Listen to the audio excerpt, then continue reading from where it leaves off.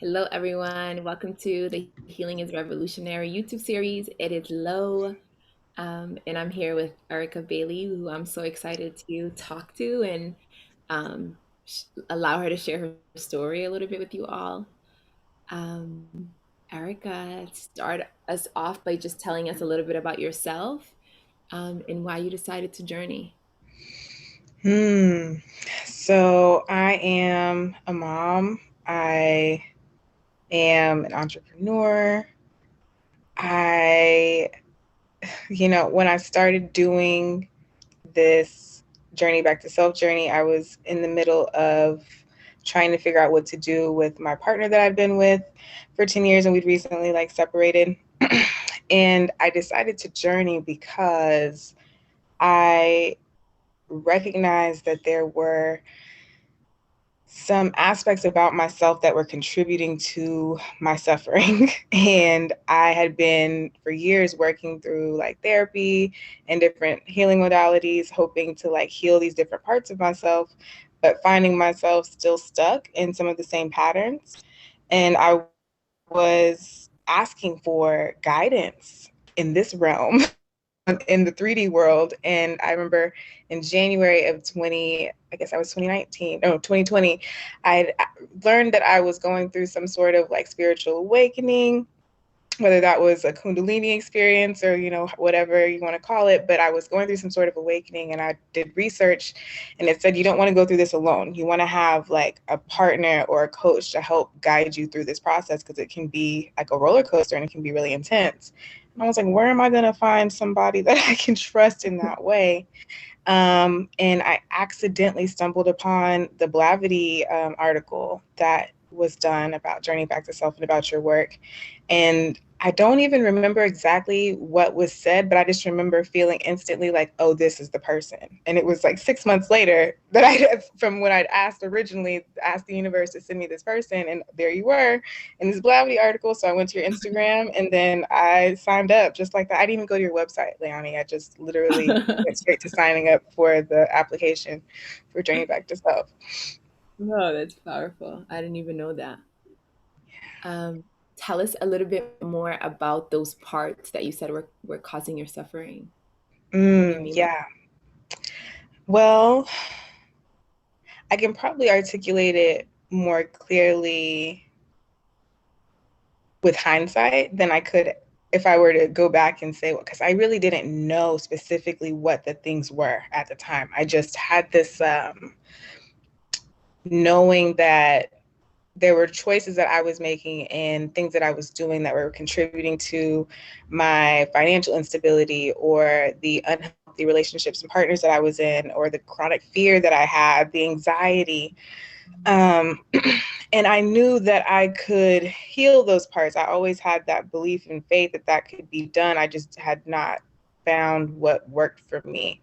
And so, in hindsight, looking back, Journey Back to Self really helped me learn how to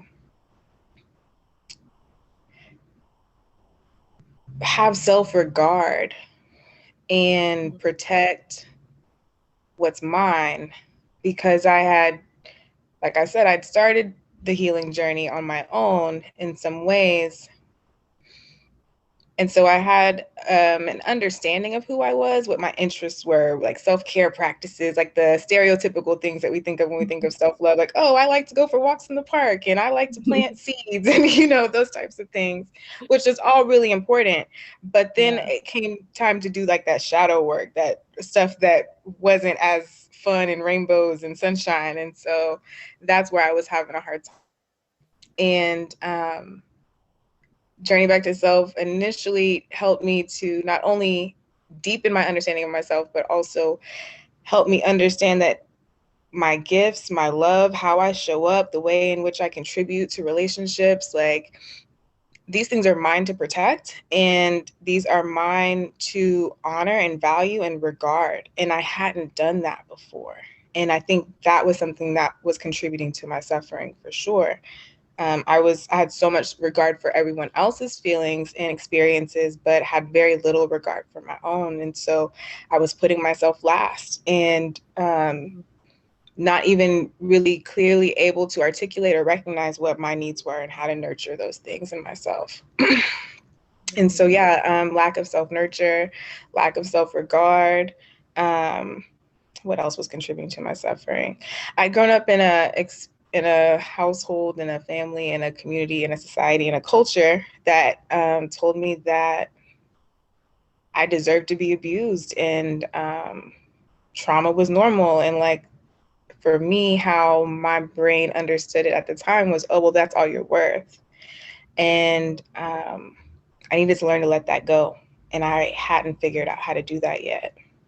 But when Mm. you said, oh, there's a thing that spiritual circles are like, you choose this life, you chose your parents, and um, you know, you are divine and all of that. But when I would hear that coming out of like a white woman's mouth in a spiritual circle, I'd be like, I'd feel almost like gaslit, which gaslit isn't a feeling, but I would feel the emotion I would Mhm. feel would be like guilt, shame, anger, rage, right?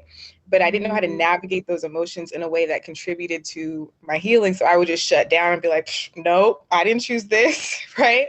But when Mhm. you said it in Journey Back to Self, because everything you had said up until that point was medicine that was supporting my healing. So I was like inclined to listen. And I was like, all right, I'm going to consider this thing that she's suggesting.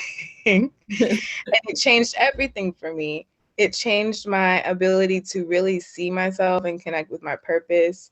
And I think that was also something that was contributing to my suffering because of going through the traumas that I did go through and without the tools and skills that I needed to utilize those experiences for my benefit.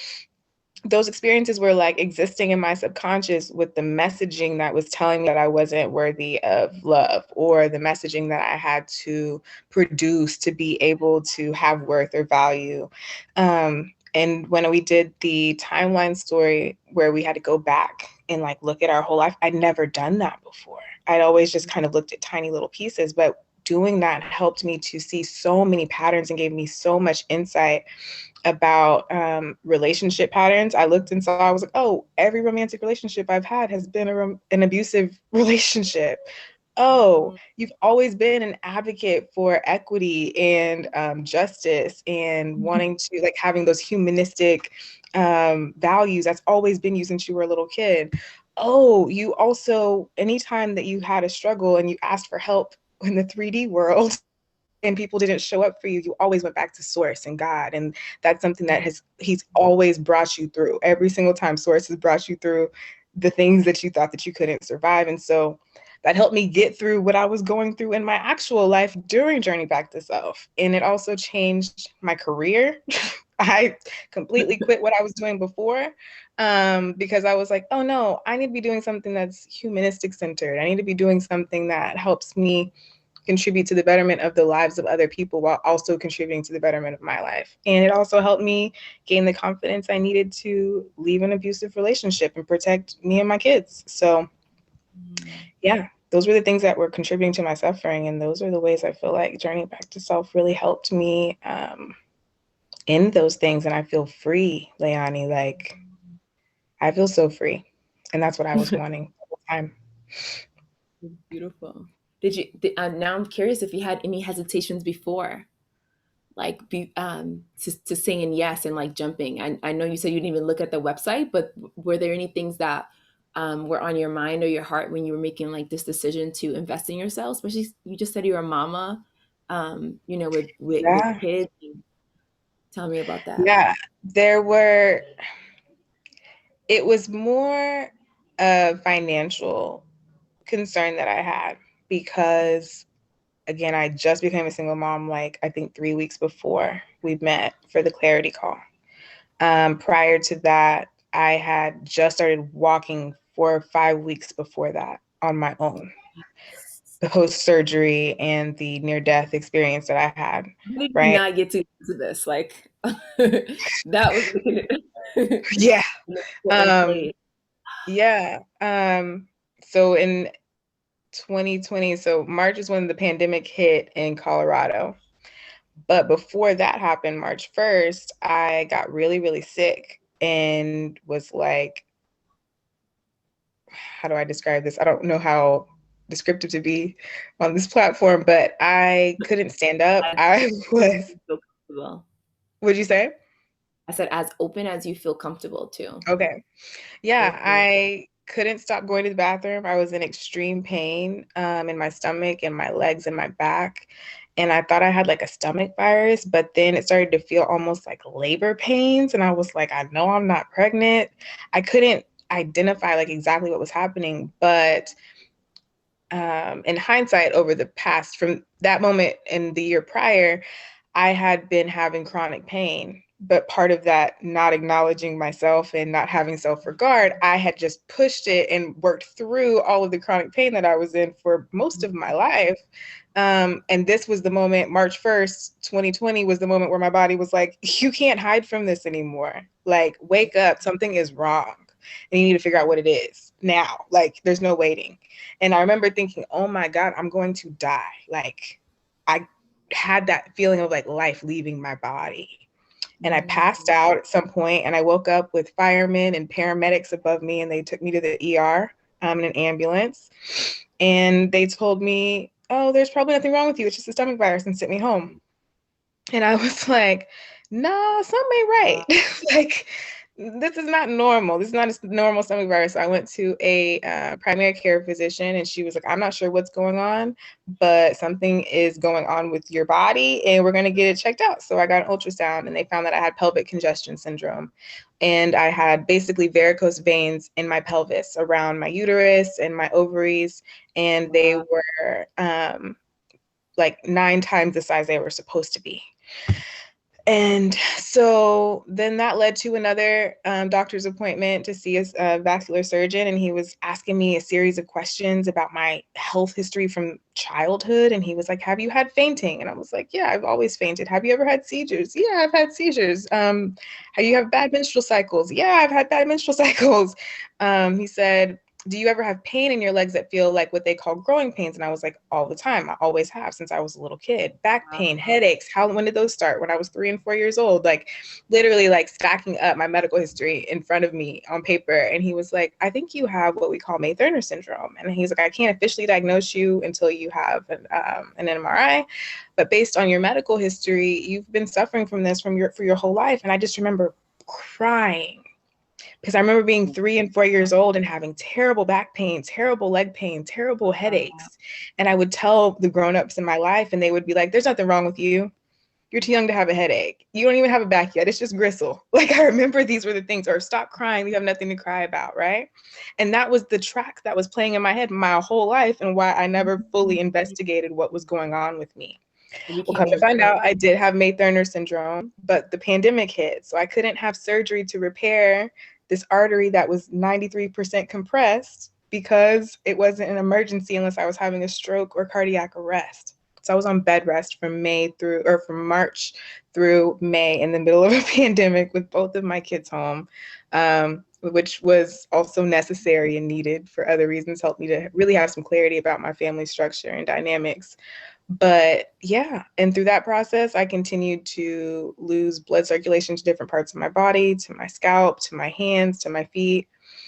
May 14th, my blood pressure and heart rate dropped so low that they forced me to have surgery, even though the hospitals hadn't fully opened yet. And I had surgery where they placed a stent. All it is like a little tube that goes in the artery. Changed everything. I could see more clearly. I didn't even realize I had bad eyesight. I couldn't see Wow. color. I remember when I woke up, I saw my kids' faces and I was like, wow, there's so much complexity to your color and your skin. I had never seen it before. The sky was Wow. blue, like so, so blue. And it just helped me to realize that I'm glad I stood up for myself, had self regard, even though that first doctor thought there was something wrong, but also like how long I had been disconnected from my truth. And so once Mm. I had that realization, I was like, oh, I'm sure there's more. If my body literally is not functioning for this long, what else am I not paying attention to? So when it got to the journey back to self and me signing up, my resistance really was rooted in like financial security. I knew it was something I needed to do. I'm very intuitive about certain things, and I knew this was what I needed to be doing.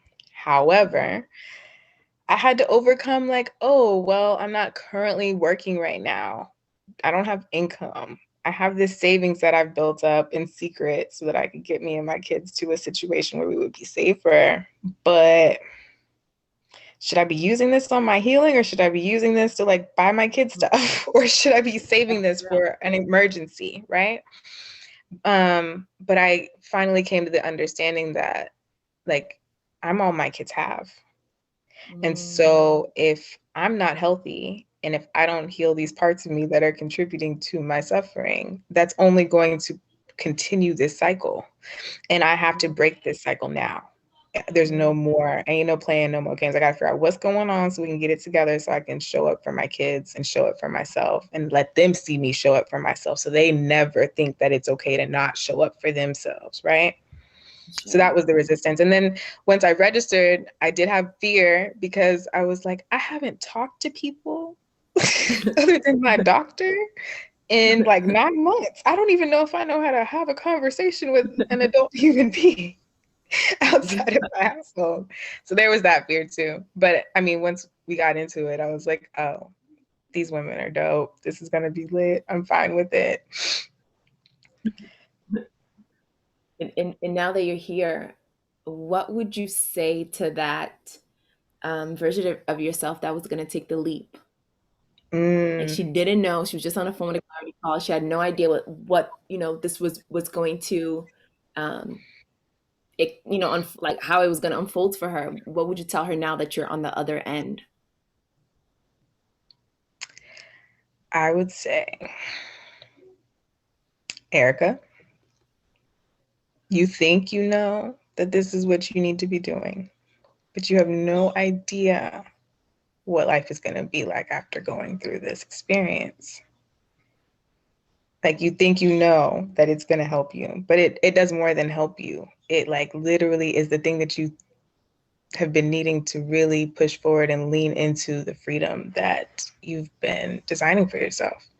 It's time. Mm. Spend the money. The kids will be fine. This is an abundant opportunity for you. It will help you in so many ways: career, professionally, friendships, internally, spiritually. It's gonna feed you. Beautiful. And what would you say the journey back to self mean to you now that you've gone through it in your own internal process way? How would you define it? Mm, Like, what are you returning to? yeah. Journey back to self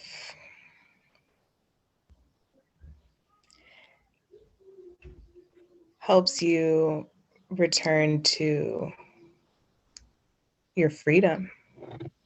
I love that. Yeah, It's like mic drop. it does. What Yes. else do you want? Your I freedom. We mean, all want our freedom. yeah. I had been thinking, I was in all of these activist spaces and social justice movements, and I think those spaces are super important. I would not change my experiences, and I still advocate for those movements and that work. But I think some of my motivation for doing the social justice work that I had done was because I thought that my freedom was attached to what these systems would give me or not give me. I thought that if these systems did not change, then I could not have freedom. Mm, And other people couldn't have freedom if these systems didn't change. wow. And while I think the systems being as oppressive as they are definitely make it more difficult for us to access our freedom, what I think Journey Back to Self does is it gives us the tools we need to find the freedom that lives within us and say, fuck these systems. We don't need them. And then once you get to that place of like, oh, my freedom's inside of me, I have my freedom, I create my freedom regardless of what they do. Now I can view these systems from a perspective of power, as opposed to me going to them to ask them to give me something that I already have. Mm. And I think that's what I love about Journey Back to Self the most. And it's something that I always wanted to figure out how to do. How do we create a life outside of the system? Like, how do we create a life outside of oppression? How do we create businesses and communities and organizations? How do we do that? And I think Journey Back to Self gives each individual a different piece of what they need to be able to figure those things out. Now I feel like I know, because I know what freedom feels like and I have it. I'm like, oh, okay, so now I can create things that generate from this free place as opposed to this place of oppression. And that's what's more sustainable, in my opinion. Ashe, so freaking well said. Oh my God. Like that's like a clip to be put somewhere. It's like mic drop again. Oh, I adore you. You always hype me up, Leyanne. No, seriously. Yeah, your medicine is so powerful. I'm so grateful that you took your time to be here and a little Thank bit you. about it. How can people get to know more about you? Like how can they find Erricka if they want to? Yeah, they can follow me on Instagram. That's where I'm most active, at alchemy underscore Bae, BAE. And then I will be launching a website soon and services inspired by all of this freedom that I have now and trying to help other people. Like, once you have freedom, like, what do you do with it? Like, how do you navigate life now that you have freedom? And I want to help people figure those things out for themselves. So, yeah. Yeah, Ericka is definitely a holder of medicine. So I would say if you're thinking, if you resonate with what she's saying, if you feel her, if you're, if your energy feels pulled, definitely find her Instagram, get her now before before she really is out here. Seriously. Thanks again, Erica, for being here. Thank you. So much. Thank you for your courage in designing this program and sharing it with the world. It's not easy to do this work, especially there's nothing like it. When you're doing something, you're pioneering something that has not been done, and you had the courage to share it with the world anyways, and it's so needed. I recommend it to everybody I talk to. I'm like, girl, you need some Journey Back to Self. Go register, because she will help you get that problem all the way together. And I also really appreciate that the way you facilitate and design Journey Back to Self um, honors the uniqueness of each individual and their own power. Like, you don't come into this work like, I have all of the answers for you and I'm going to solve your problems. It's like, no, you have the answers. And Leyanne is here to help you remember that and access those answers. And she will do it over and over and over again for you until it's like ingrained in you to do it on your own. Thanks, Erica. Thank you.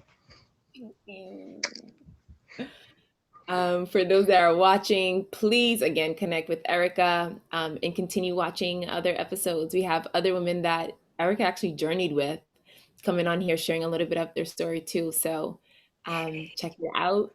Uh, and I will talk to you all soon. Bye. Bye.